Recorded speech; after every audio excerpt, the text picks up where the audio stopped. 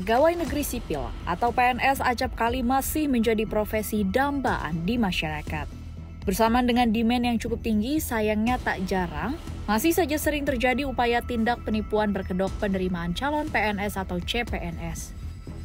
Modus-modus tersebut cukup beragam, misalnya tawaran lolos seleksi CPNS dengan cara cepat dengan mengeluarkan sejumlah dana, hingga modus pembuatan SK pengangkatan tanpa mengikuti seleksi CPNS. Serta yang terkini adalah upaya tindak penipuan dengan membuat situs palsu yang memuat terkait pengumuman penerimaan CPNS.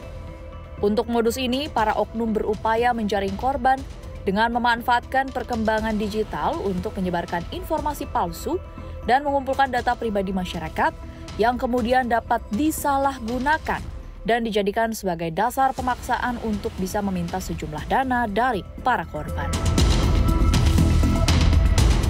Selanjutnya, salah satu bentuk tindak penipuan yang tengah ramai belakangan ini adalah melakukan penipuan dengan meminta sejumlah uang kepada peserta CPNS dengan alasan biaya administrasi untuk mendapatkan penetapan nomor induk pegawai atau NIP.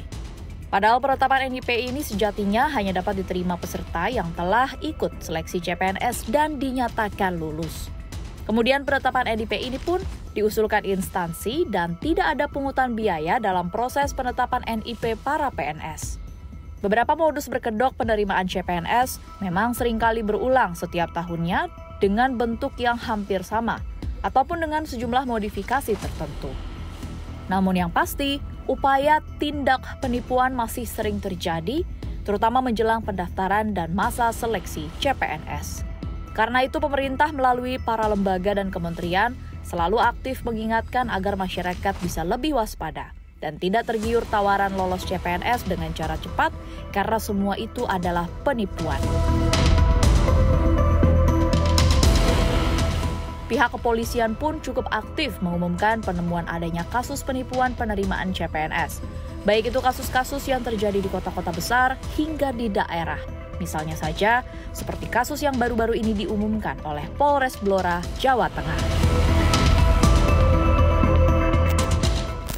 Terkait dugaan tindak pidana penipuan dan atau penggelapan dengan modus menjanjikan pekerjaan di Dinas Sosial Kabupaten Blora pada tahun 2021 yang terjadi dalam kurun waktu 2021 di rumah milik saudara DS yang beralamat di Desa Karangnongko, Kecamatan Banjarjo, Kabupaten Blora. Dengan terlapor saudara DS, umur 40 tahun, Islam swasta, alamat Desa Karangnongko, Kecamatan Banjarjo, Kabupaten Blora. Modus operandi yang dilakukan tersangka yaitu melakukan bujuk rayu dan menjanjikan para korban untuk menjadi pegawai di lingkungan Dinas Sosial dan Dinas Perdagangan Kabupaten Blora tahun 2021 dengan memberikan sejumlah uang. Barang bukti yang dapat kami sita yaitu 1 lembar kwitansi bertanda tangan dan bermaterai yang dengan keterangan telah diterima dari Farika Nur Hidayawati yang sebanyak 20 juta guna membayar DP Dinas Sosial dan DP Disperindak untuk kedua anaknya.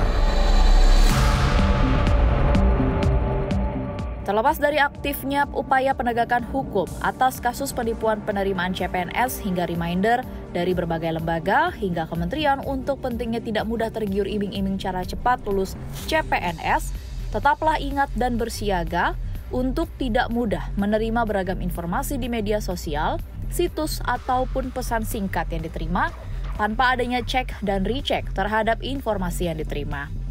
Kemudian pahami untuk tidak mudah memberikan data pribadi kita ke orang asing dan di situs yang belum jelas keabsahannya, meskipun diinformasikan kalau itu adalah syarat untuk diterima menjadi PNS.